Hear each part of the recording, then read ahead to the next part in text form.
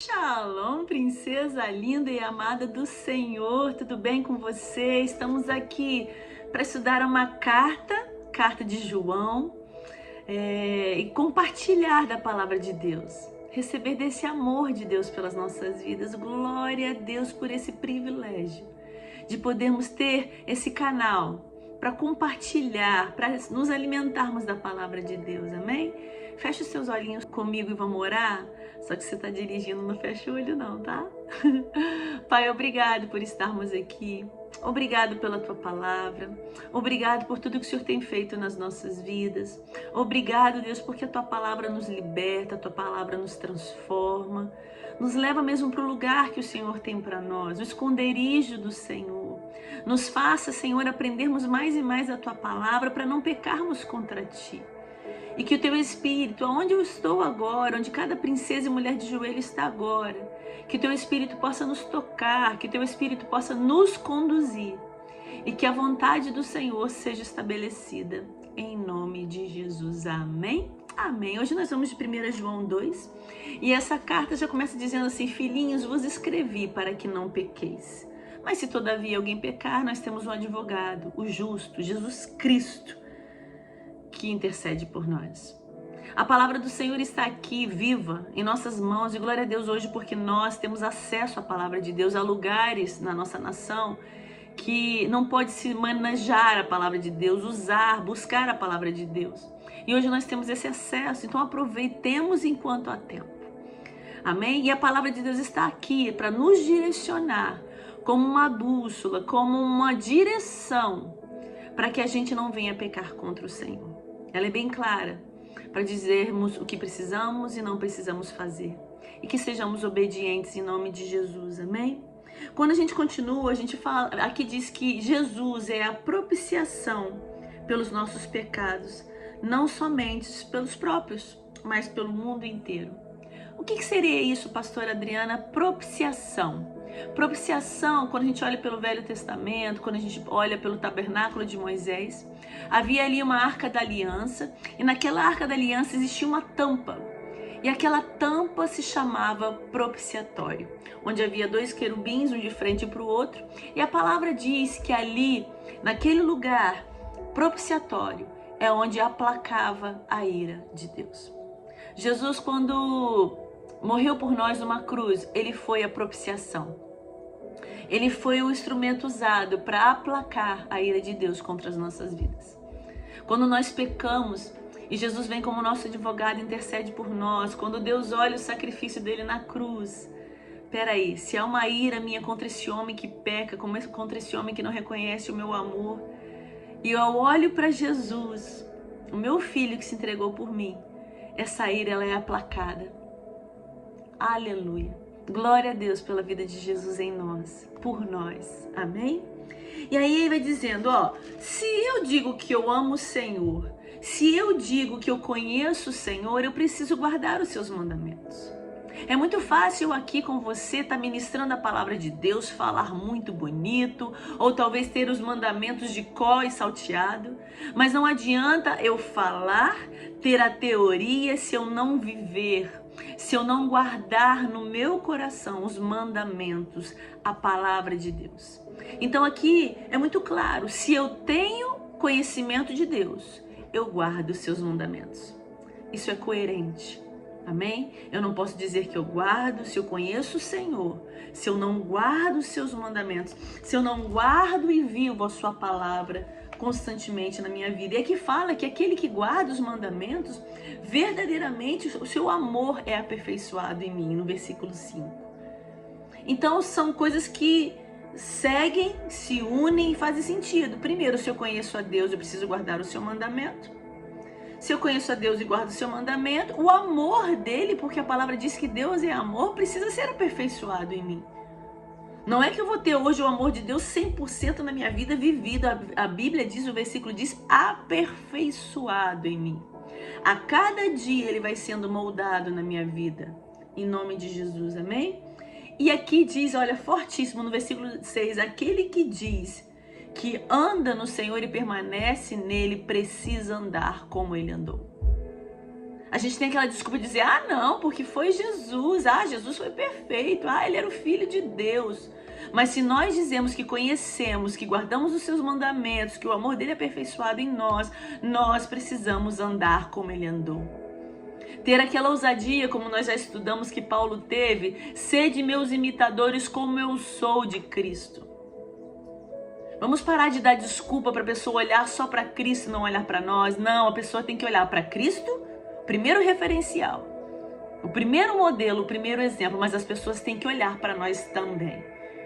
E ver em nós a glória de Deus, e ver em nós o amor de Deus, e ver em nós a vida de Deus. Amém? E aqui fala que o mandamento ele é verdadeiro. E o mandamento, a palavra de Deus, ela vai dissipando as trevas. Porque onde a luz de Cristo brilha, porque Cristo é a verdadeira luz, as trevas precisam se dissipar. No versículo 9 diz assim, aquele que diz estar na luz e odeia seu irmão, até agora está nas trevas. Isso é muito forte. É muito fácil eu falar que eu estou na luz, que eu estou caminhando com Jesus, cheio de intimidade, falando a palavra de Deus, orando pelos outros, profetizando, curando. Mas a palavra de Deus é clara, se eu odeio o meu irmão, eu estou nas trevas. Porque o amor de Deus precisa ser aperfeiçoado na minha vida. E se eu não amo, esse amor não está aperfeiçoado em mim, e eu preciso praticar esse amor. E se a luz de Cristo está em mim, esse amor ele é aperfeiçoado. E se eu odeio meu irmão, eu estou nas trevas e não na luz.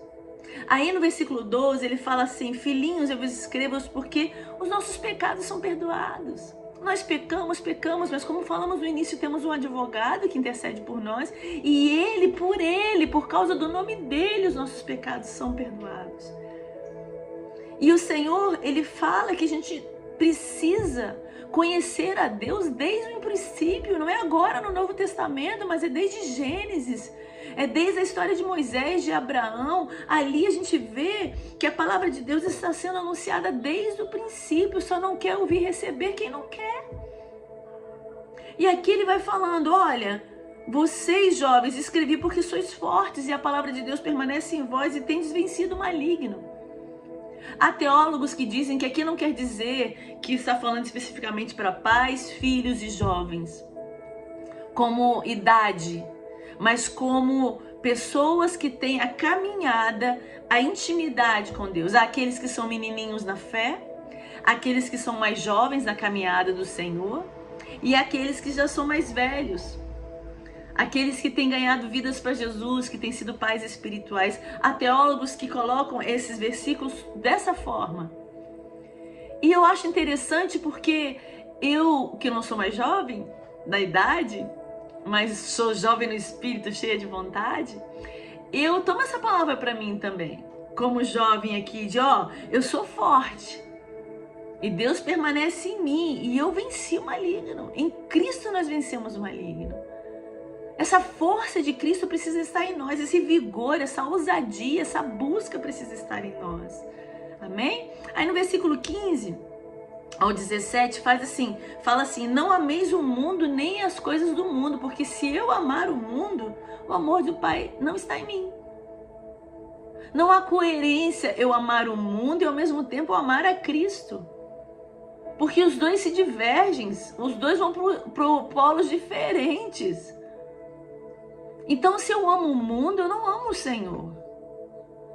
E se eu amo o Senhor, eu não posso amar as coisas do mundo. E aqui fala, os desejos da carne, os desejos dos meus olhos, a soberba da vida, que é no versículo 16. Essas coisas não procedem do Pai, mas procedem do mundo.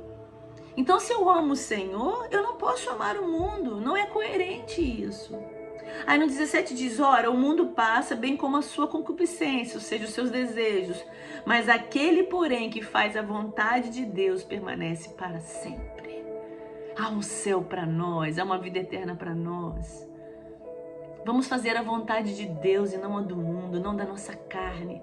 Vamos permanecer para sempre no Senhor. Amém? No 18 ele diz, filhinhos, já é a última hora. Anticristos tem se levantado. Nós temos falado isso nos estudos das cartas anteriores, que Jesus está voltando. Paulo falou muito sobre isso também, que Jesus está voltando, a hora é chegada. Como nós, igreja, temos nos preparado. Aí aqui diz assim, nós temos recebido a unção do santo. Versículo 20, vós possuís unção que vem do santo e tendes conhecimento. Aí no 27 diz assim, essa unção é algo que Deus nos dá para nos capacitando, nos separando, para nos guardar, para entender para o que fomos chamadas. E essa unção, no versículo 27 diz que ela nos ensina a respeito de todas as coisas.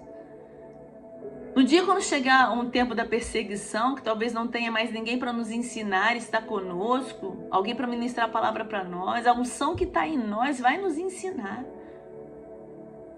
Não tem desculpa para nós dizer, ninguém me ensina, não tenho recurso, não tenho Bíblia, não. Se nós recebemos Jesus, se Ele está em nós e Ele derramou em nós essa unção, porque aqui fala, vós possuís a unção que vem do santo, Ele vai nos ensinar a verdade e Ele vai nos conduzir à verdade. 23, todo aquele que nega o Filho, esse não tem o Pai. Aquele que confessa o Filho tem o Pai. E essa é a promessa que Ele mesmo nos fez. Ele mesmo nos fez a vida eterna. Existe um céu para nós. Se nós praticamos justiça, somos nascidas dele, porque Ele é justo. Vou fechar com o versículo 28, que diz assim, filhinhos, agora, pois, permanecei nele, para que, quando ele se manifestar, porque ele vai voltar, tenhamos confiança e dele não nos afastemos envergonhados na sua vinda. Que possamos ter uma vida de intimidade, de busca com Deus, para que quando Ele voltar, a gente não se afaste envergonhada de realmente Ele voltou e eu não vivi como deveria. Mas que a gente possa viver uma vida que permanece nele, confiante de que quando Ele voltar, Ele vai me levar, Ele vai arrebatar a sua igreja. Porque tem uma promessa de vida eterna para nós. Tem uma promessa de céu para nós. E que de forma alguma sejamos envergonhados de quando Jesus vier, de falar, Senhor, infelizmente perdi o tempo. Achei que talvez a sua vinda fosse uma utopia. Não busquei como deveria. Mas que isso não seja para nós, amém? Mas que estejamos preparadas. Quer deixar de pecar? Se alimente da palavra de Deus. Quer viver de uma forma que agrada a vida de Deus? Se alimente, porque a Escritura está aqui para isso. E quando pecar, saiba que existe um advogado. Pede perdão, restabelece a posição e volta para a presença. Em nome de Jesus, amém? Um beijo no seu coração. Fica na paz. E não deixe de receber e compartilhar da palavra de Deus para as pessoas que você ama. Em nome de Jesus, amém? Fique na paz.